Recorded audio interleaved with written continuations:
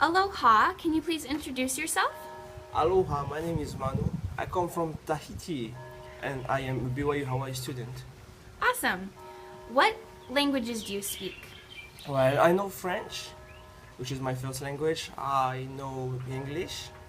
I learned at school and on my mission in South Africa, Johannesburg mission. I know Spanish. I learned Spanish for 7 years in Tahiti back home. I can also know Tahitian because well, I come from Tahiti. And other languages that I know is Japanese and Korean and also Zulu and also and Sepedi. That's because on my mission they have in South Africa they speak 11 languages, so that's why I know. Yeah. So you know a couple tribal languages from... Right. Awesome. How have these languages helped you in globalization? All right. Well, about globalization, so right here at BYU Hawaii, I work at the Polynesian Cultural Center. So I think that's the perfect place to use all the languages that I know. So when I see French customers, I speak French to them. So that helps them to understand the culture here. So without French speakers at work, they'll be lost. And so that helps them to understand everything about the Polynesian culture. And so English, from what I learned back home at school, English is the most spoken languages in like many of the countries. Without English, it would be hard to travel. And so, like 2 years ago, I went to the United States with my family, and because I knew English, and because my brother knew English and Spanish, because my brother-in-law knew English too, so we're able to rent a car there and to travel and to visit different places. And also English also helps you to find a job, especially in Tahiti now. Like most of the tradings are done in French, in English, and also Spanish. But and then about Tahitian. Well, Tahitian is only spoken in Tahiti, in my country.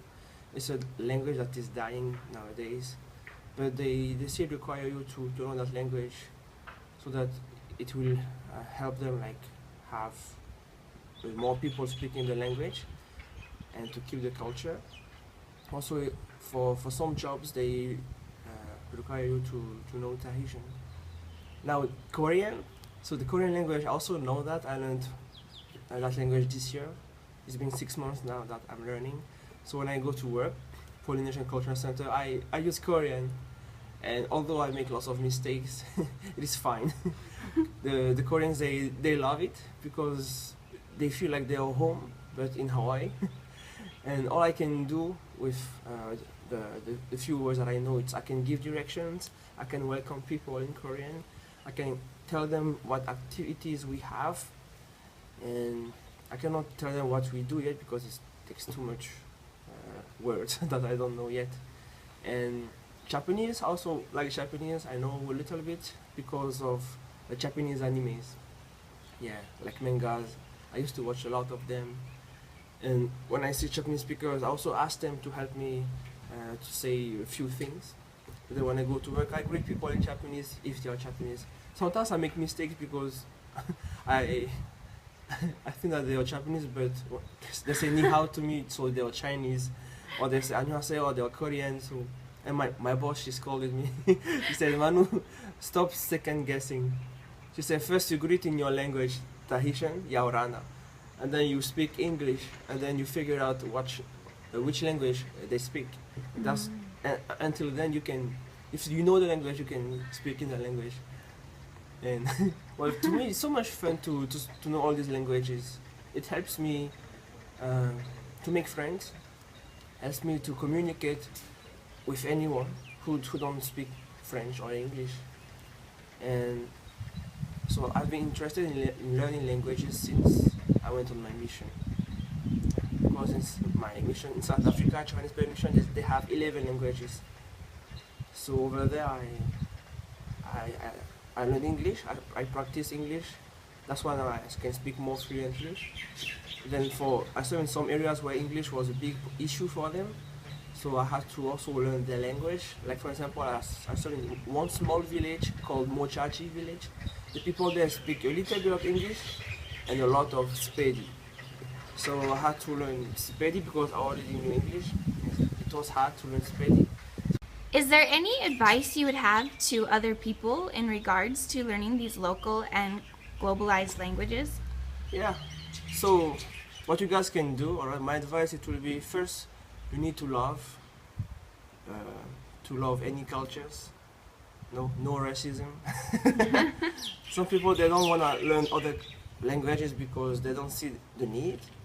They don't see why they should do it. No, and because also like they're not open-minded.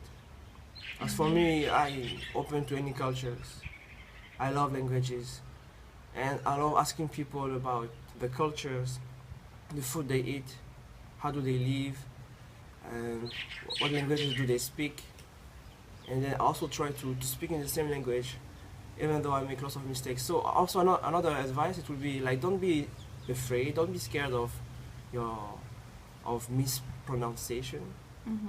Like at the Polynesian Cultural Center at work, when I tell customers, I said, alright, can everyone say Yaorana? And not all of them say Yaorana. And why? Because they are scared, or because they are ashamed, maybe because of pride. They feel like, why should I say Yaorana? I speak English. So, and I feel bad, I feel sad for them because when you face like other languages, other cultures, you should at least put an effort in learning about them, about the language. And so yeah, so two advice: love the culture. Don't be scared. Don't be ashamed of not knowing how to pronounce the words. And maybe one last thing, it will be just believe in yourself. Awesome. Thank you so much, Manu. Bye. Bye.